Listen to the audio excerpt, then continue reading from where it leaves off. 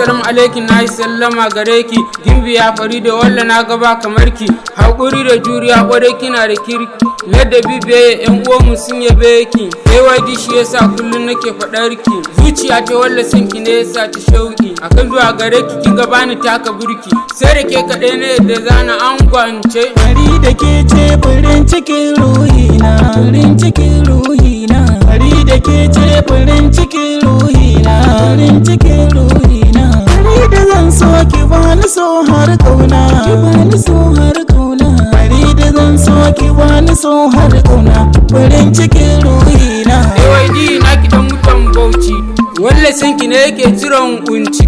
Daɗi shirar ki ce take saka ni bacci. Farida Gimbiya sarauniya ta mata, wallahi duniyar nan ke ce ta mata. A zuciyata naga kin yi musu rata, sai da ke kawai zan war rayuwata. A ce na barki kin ga babu ni a duniya, wallahi san ki ne yake saka ni juriya. Da kin kira ni take walla zana waiwara, da ladabi gaban ki ne kawai na sunkuya.